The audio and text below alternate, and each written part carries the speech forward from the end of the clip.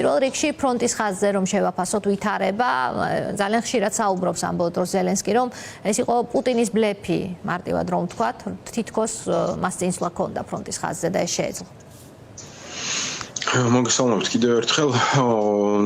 პუტინის ბლეფი არავის არა გასაკვირი ფაქტიურად მაგითი არის დაკავებული ფართომასშტაბიანი ომის დაწყებიდან და დაწყებამდეც ფაქტიურად ბლეფზე იყო აგებული მის პოლიტიკა.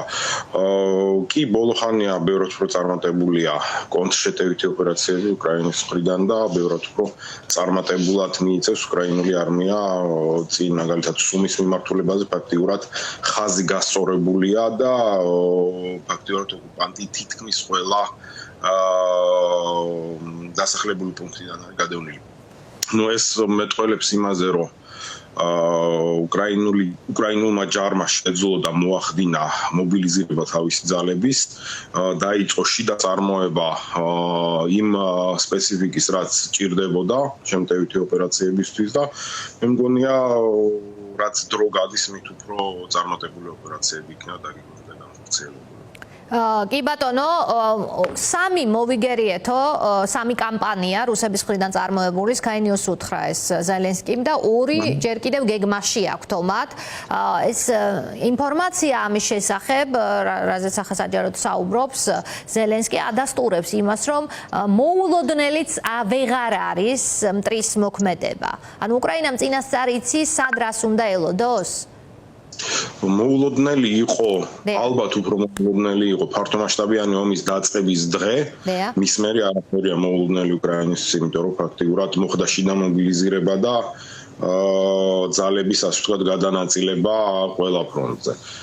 რასაც გეგმავს რუსეთი უკრაინის კონდაზვერვამ და ამტკიცა, რომ ძალიან კარგად იცის ხოლმე წინასწარ და ამ შემთხვევაშიც მე დარწმუნებული ვარ, არ იქნება ეს გამონაკლისი, ძალიან კარგად ვიცით რუსეთის გეგმები და ვემზადებით ამისთვის, სამწუხაროდ ამის გაჟღერება არ შეიძლება ახლა საჯაროდ, მაგრამ მე დარწმუნებული ვარ, რომ ბევრად მეტ ინფორმაციას ფლობს უკრაინის მხარე, ვიდრე ამას აჟღერებს. რუსეთისგან განსხვავებით, რომელიც ფაქტიურად ყოველდღე ბლეფობს და პოლიტიკურად იყენებს ნებისმიერ სიტუაციას თავის სასარგებლოდ. რამდენად კარგად აქვს დღეს უკრაინას ვითარება, რომ შევადარო წინა პერიოდს, აი არა მარტო პუტინის ამ ტყუილის გაქარწყლებაში დასავლეთისა და პარტნიორების თვალში, არამედ იმ საჭიროების მიღების ნაწილშიც, რომელზეც ომის დაწყების დღიდან ამბობდა ზელენსკი და უკრაინული მხარე, რომ ჩვენ თუ მოგცემთ იმას, რაც გვჭირდება, ჩვენ გაცილებით წარმატებულები ვიქნებით ამ ომში. ანუ ერთი დეზინფორმაციული ნაწილი, ამას რამდენად გაუმკლავდა უკრაინა და მეორე რამდენად შეძლო იმის მიღება, რაც ჭირდება. რაც შეეხება დეზინფორმაციას, ბრძოლა მიმდინარეობს და მე მინდა დაგარწმუნოთ, რომ რუსული მხარე დეზინფორმაციულ სფეროში არის პირველი მსოფლიოში და საუკეთესო ახერხებს როგორც დასავლური საზოგადოების დეზინფორმაციას, ისევე შიგნით უკრაინაში ახერხებს ხოლმე ხალხის დეზინფორმაციას, ისე რომ ეს არავის არ გვიკვირს. რაც შეეხება დასავლურ შეიარაღებას, ჩვენ არ მიგვიღია ეს შეიარაღება, ანუ არ მიგვიღია იმდენად, რომ უკრაინას შეეძლო დაეწყო შემტევითი ოპერაციები. უკრაინა მოიქცა ბევრად უფრო ბრძნულად და დაიწყო შიდა წარმოება. რა თქმა უნდა, დასავლელ პარტნიორებთან ერთად შეძლო დაემყარებინა ესეთი სტაბილური წარმოება, თუნდაც დამტყმელი დრონების და სხვა სპეციფიკის, რაც ახლა არის საჭირო და ფაქტიურად 60% უკრაინის შეიარაღებული ძალების მარაგდება სწორედ შიდა პროდუქტი. ეს ნიშნავს ეს ნიშნავს იმას, რომ უკრაინა გაზდის წარმოებას, უკრაინა გაზდის იმ შემტევითი იარაღის რაოდენობას, რაც ჭირდება თვითონ და შეიძლება კიდევ დასავლეთსაც დაეხმაროს.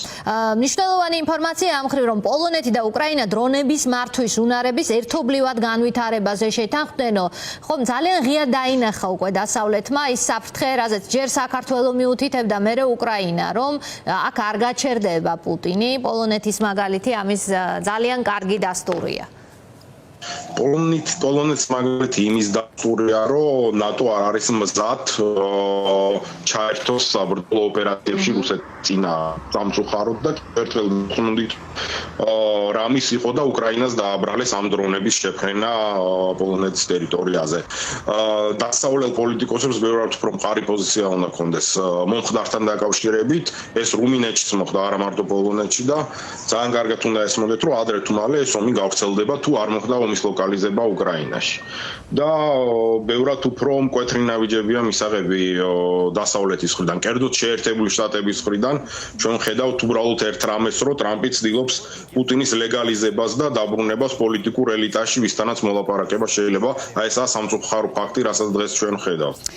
თუმცა შეთანხმება იმის თაობაზე, რომ ნატო შეიძენ შეერთებული შტატებიდან იარაღს, იმ საჭირო იარაღს, რაც რა არის სიასაც შეადგენს უკრაინა, ეს მიღწეულია და ვკითხულობთ ახლა, რომ უკრაინისთვის ნატოს ქვეყნების მიერ შეძენილი ამერიკული შეიარაღების პირველი მნიშვნელოვანი პარტია უკვე უკრაინაში ჩავიდაო. ანუ ეს აღარ არის დამოკიდებული ვინ რას მიაწვდის. ეს არის სია შექმნილი უკრაინელების მიერ ძალიან მარტივი სქემა. იარაღი ამერიკული, ფული ნატოს ქვეყნების და ეს ნატოს გავლით გადამჩავა კიევში გაცილებით უფრო ეფექტურად ალბათ. აი ამას გულისხმობდი, როცა დაგისვით კითხვა შედარებისთვის წინა პერიოდთან დაკავშირებით. ისე ფაქტიურად ამ გზას გამოდიოდა შეიარაღება, რომელიც შეერთებული შტატებიდან მოგვეწოდებოდა და შემოდიოდა ნატოს ქვეყნებიდან და სახმელეთო გზით შემოდიოდა მერე უკრაინაში. გზა იგივე რჩება, უბრალოდ ევროპულმა ქვეყნებმაც შეიგნეს ის, რომ რუსეთმა შეიძლება გაავრცელოს ეს ომი და ბევრად აქტიურად ჩაერთნენ უკრაინის შეიარაღების პროცესში და გამოყვეს თანხები იმისთვის, რომ შეერთებული შტატებისგან იყიდონ გარკვეული წილი იარაღის.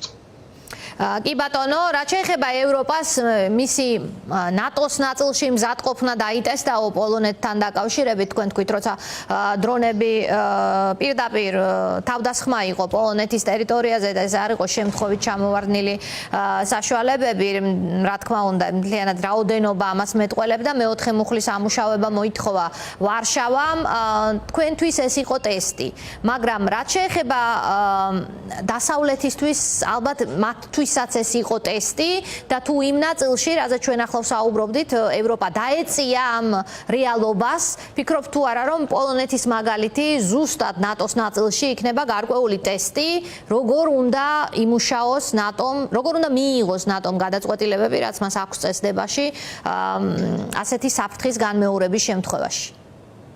პოლონეთის მაგალითი არის ძალიან კარგი мотиваცია ნატოს ქვეყნებისთვის, თუ რა შეიძლება მოხდეს მათ ტერიტორიაზე. და მე დარწმუნებული ვარ, ეს мотиваცია მისცემს საშუალებას აიღვიძოს ევროპამ დაიწყოს ამუნიციის წარმოება, რაც ძალიან უჭირს ნატოს ქვეყნებს ამ დროისთვის და ნელ-ნელა ვხედავთ იმას, რომ ევროპა სულ უფრო მეტად ერთვება ომის პროცესში. ნუ სამწუხარო არ არის ესა სასიხარულო, იმიტომ რომ ჩვენ გვინდა უკრაინის გამარჯვება და აუცილებელია, რომ დღეს ნატო მთელი თავის რესურსებით ჩაერთოს ამ ომში. ნუ დაველოდოთ მოვლენებს, ხედავთ უკვე ახალ წარმოებებს, ხედავთ უკვე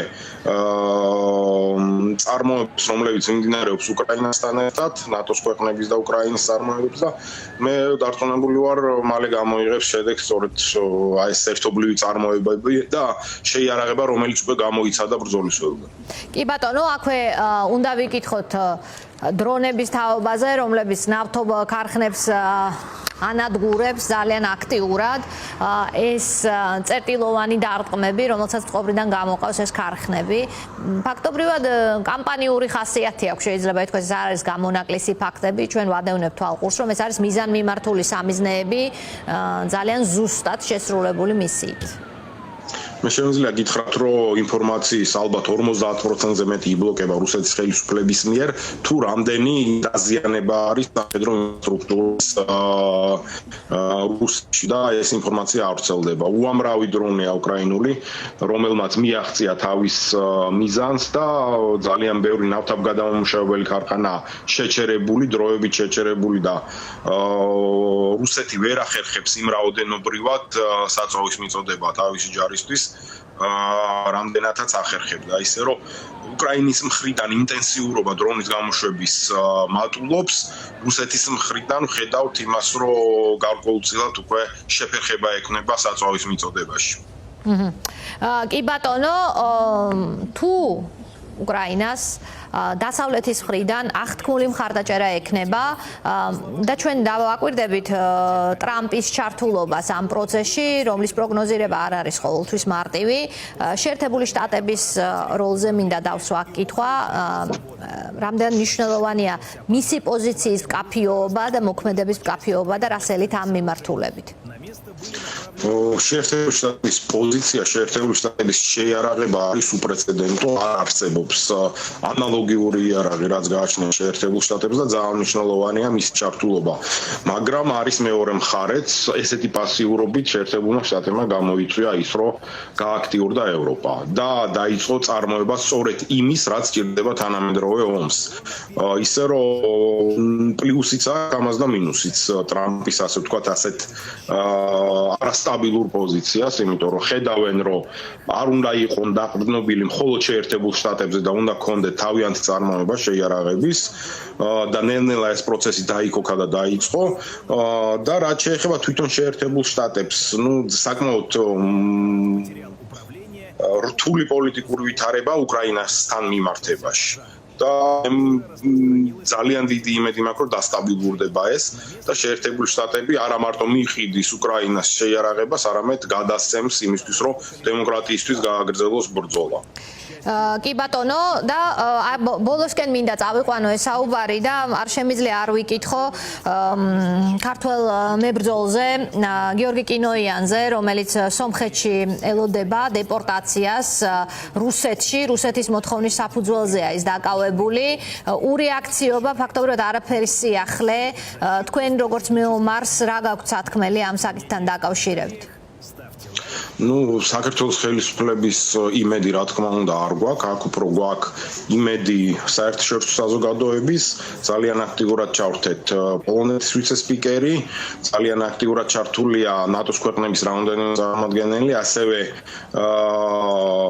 ვრთავთ და სულ მალე იქნება რაღაც შედეგი უკრაინის საგარეო საქმეთა სამინისტროდან. ეს პიროვნება გიორგის არ ქონა გაფორმებული კონტრაქტი, იყო მოხალისე. აქედან გამომდინარე ოფიციალური ნოტის მიწერაც კი საკმაოდ მძიმე იყო, რთული იყო უკრაინის მხარისთვის, მაგრამ მე მგონი ეს ამ ბიუროკრატიას უკვე გადავაბიჯეთ და სწორედ უკრაინა იქნება ძირითადი მოთამაშე ამ მოლაპარაკებებში, ვინც გამოითხოვს ამ ადამიანს ასე ვთქვათ ტყვეობიდან, იმიტომ რომ ფაქტიურად სასომხეთი ამ ადამიანს შვებს ტყვეთ და არა უბრალოდ რაიმე დანაშაულის გამო. და საქართველოს მოქალაქეზე დღეს მოქმედი თუნდაც არალეგიტიმური რეჟიმი ყურს არ იბერდყავს, როგორც ხვდები, ხომ? აი თქვენ ალბათ გაქვთ ინფორმაცია. მე მინდა მქონდეს იმედი, რომ საქართველოს დიპლომატია არა ჯერ იმ დონეზე მკვდარი, რომ არ შეძლოს ამაზე რეაგირება საკუთარ მოქალაქეზე. და აუცილებლად უნდა რაღაცა იმოქმედონ და შეძლონ ამ ადამიანის გამოხსნა, იმიტომ რომ აქა სიკვდილსიცოცხლის საქმე, იმიტომ რომ ეს პიროვნება გადატექსტირების დღიდანვე ფაქტიურად შეგვიძლია ჩავთვალოთ, რომ დახვრეტილია რუსეთის მიერ.